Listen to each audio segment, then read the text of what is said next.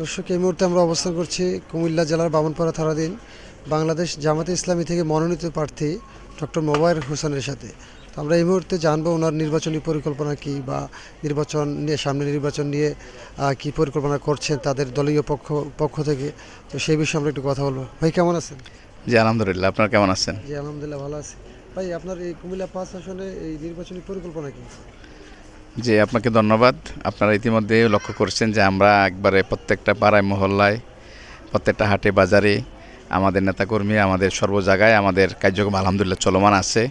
আলহামদুলিল্লাহ প্রত্যেকটা জায়গায় যে মানুষের যে সারা, যে মানুষের যে একটি গণজোয়ার তৈরি হয়েছে, আলহামদুলিল্লাহ আমরা জনগণের কাছে ঋণী।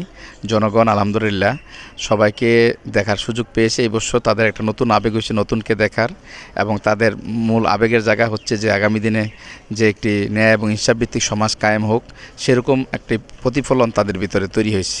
তো সেই জায়গা থেকে আলহামদুলিল্লাহ আমরা প্রত্যেকটা গ্রামে পাড়ায় মহল্লায় আমরা সেইভাবে আমরা সরে যাচ্ছে আমাদের নেতাকর্মীরা, আমরাও চেষ্টা করতেছি এবং আমরা সামাজিক কাজগুলোর সাথে এখন আমরা কাজগুলো সম্পৃক্ত হচ্ছে। আজকেও আমরা বেড়াখোলা গ্লারচর জিগিরপাড়ে একটা সংযোগ সেতু, যেটা মানুষের দীর্ঘদিন চলাফেরা করতে পারতো না, আমরা মানুষকে স্বাভাবিকভাবে চলাফেরা করার জন্য একটু পরিবেশ তৈরি করে দিয়ে আসছি।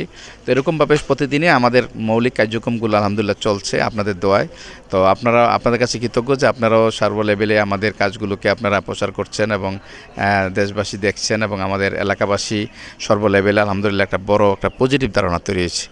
কুমিল্লা থেকে মিরপুর মাধবপুর পর্যন্ত আমাদের যে রাস্তা, জি এটার অবস্থা কোন জায়গায় আছে? এদিকে কি স্টেপ? জি জি জি ধন্যবাদ। এটা নিয়ে আমরাও খুবই টেনশনে, এবং আপনারা দেখছেন ইতিমধ্যে আমরা কয়েকবারই মানববন্ধন করছি, যেটা যে এলাকায় মানে হাজার হাজার মানুষ সেখান থেকে চলাফেরা করেন, এবং সেটা মানুষের একটা দুর্ভোগের জায়গা তৈরি হয়েছে। বিশেষ করে যারা অসুস্থ রোগী, অনেকেই হসপিটালে যাওয়ার আগেও মারা যাচ্ছেন, যে রাস্তায় বিলম্ব হচ্ছে অথবা যেতে পারতেছে না, গাড়ি আটকে যাচ্ছে।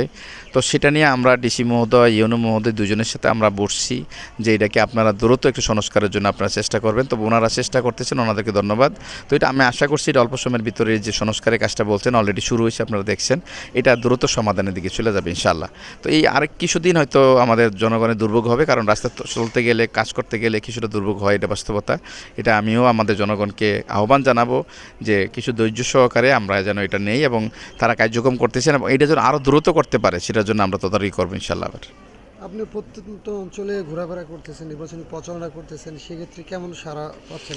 জি আলহামদুলিল্লাহ, আমি আপনার আগেও বলছিলাম যে আলহামদুলিল্লাহ যে আমরা যত আশা না করছি তার চেয়ে আরও বেশি আমাদের মানুষের জাগরণ বা একটা গণজোয়ার তৈরি হয়েছে আমাদের প্রতি। মানুষের আস্থার জায়গা, ভালোবাসার জায়গা থেকে মানুষ আমাদেরকে খুব ভালোবাসেন।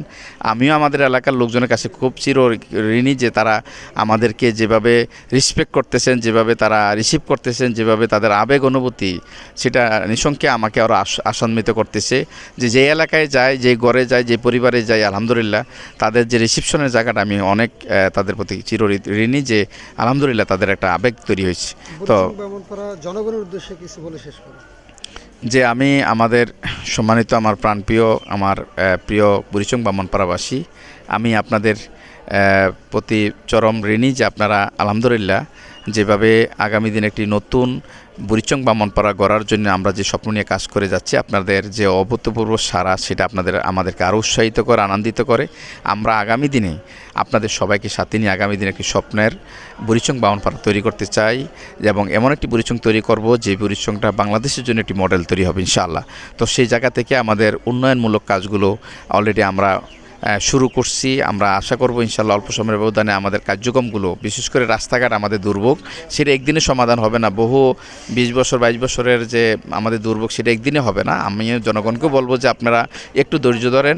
অনেক রাস্তা পাইপলাইনে চলে আসছে, যেটা অল্প সময়ের ভিতরে আমরা একটা সমাধান পাবো ইনশাআল্লাহ। আপনারা আমাদের প্রতি আস্থা রাখুন, ইনশাআল্লাহ আমরা আপনাদের পাশে থেকে সবাইকে সাথে নিয়ে উন্নয়ন আমরা করব।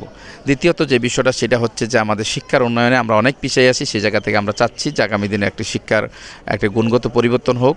সেক্ষেত্রে আমরা দুই ইউনো মহোদয়ের সাথে আমরা কথা বলেছি যে শিক্ষার মানকে আমাদের ডেভেলপমেন্ট করতে হবে, কারণ তরুণ প্রজন্মরা হচ্ছে আমাদের অহংকার, তারা আমাদের স্বপ্ন, তারা আমাদের ভবিষ্যৎ। তো তারা যদি সুন্দরভাবে গড়ে ওঠে, তাহলে আমাদের এলাকাকে সুন্দরভাবে তারা সাজাইতে পারবে। সেই ক্ষেত্রে শিক্ষকদের আরেকটু ছাত্রদের নীতি, নৈতিকতা, আদর্শ যেন তাদের ভিতরে প্রতিফলন ঘটে, তাদের ব্যবহারে যেন সুন্দর প্রতিফলন ঘটে, একটা ভ্রাতৃত্ববন্ধন যেন তৈরি হয়, সেরকম একটি শিক্ষা পরিবেশ আমাদের দরকার।